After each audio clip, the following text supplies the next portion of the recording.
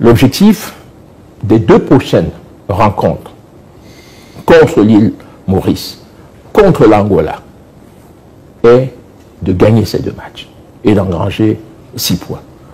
Ces victoires sont à notre portée, à condition que certaines mesures fortes, déjà indiquées, dont la direction, la quintessence a été indiquée par le président de la République, le seul vrai président des Lions indomptables, le seul vrai président des Lions indomptables. Nous agissons conformément aux très hautes directives du président de la République, bien sûr dans le cadre de la loi, mais pourvu que les très hautes orientations du président de la République soient respectées.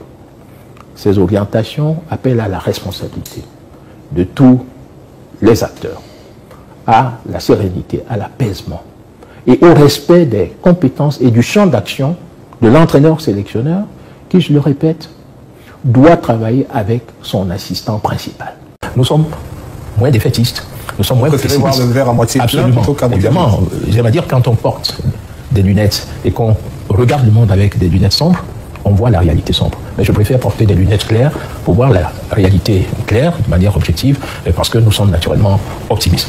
Et il y a une dynamique d'optimisme qui est portée justement par l'entraîneur-sélectionneur Marc Brice, par les Lions indomptables, qui s'emploie inlassablement à redorer le blason de nos résultats sportifs depuis un certain temps, et hélas, dans un contexte particulièrement difficile.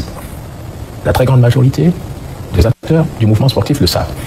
Et contrairement à une opinion faussement répandue, nous avons encore des chances de nous qualifier pour le prochain mondial, même si ces chances sont également une quête pour nos adversaires. Nous avons le Cap-Vert, nous avons la Libye qui est en embuscade, mais les experts du ministère des Sports présents nous ont fait un certain nombre de simulations. Il y a 3 cas de figure, parmi lesquels 2 qui nous sont favorables et qui nous laissent la possibilité d'espérer soit en une qualification au premier tour des éliminatoires, soit à une qualification à l'issue de barrage. Évidemment, nous aurions aimé, et nous pensons que nous aurions pu être à ce stade leader de notre poule. Nous le méritons d'ailleurs aussi. Nous le méritons si certaines conditions avaient été réunies, et disons-le franchement, si l'entraîneur-sélectionneur avait eu la possibilité de travailler dans le calme et la sérénité, dans un environnement propice à la performance. Nous disons que la très grande majorité des résultats qui ont été obtenus dans un contexte humain extrêmement complexe, humainement difficile,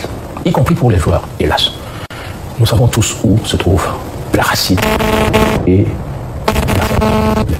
c'est le lieu ici de dénoncer avec force l'attitude contre-productive, paradoxale de certains, dont les agissements nous ont fait perdre des points précieux, à l'extérieur notamment lors des rencontres contre l'Angola et contre les Swatini. Vous êtes sans ignorer que certains de ces acteurs rament à contre-courant des très hautes directives du président de la République. L'État ne peut pas tirer à U, tandis que d'autres tirent à dia, avec tous les énormes sacrifices financiers que l'État consent pour les Lions indomptables. Le président de la République a eu à le rappeler avec force. Et il a demandé que les résultats soient à la hauteur de l'investissement public dans les Lions indomptables. Je rappelle et je signale que cet investissement public ne concerne pas que le football. Il concerne toutes les fédérations sportives, toutes les disciplines sportives. Au moment où nous parlons, est-il besoin de vous rappeler que les Lions du volleyball U16 sont en train de faire un parcours exceptionnel à Kigali. Et là, c'est l'État qui a financé. Chaque fois que vous entendez une sélection nationale ou des athlètes camerounais en compétition à l'étranger, il y va de l'investissement et de l'implication de l'État.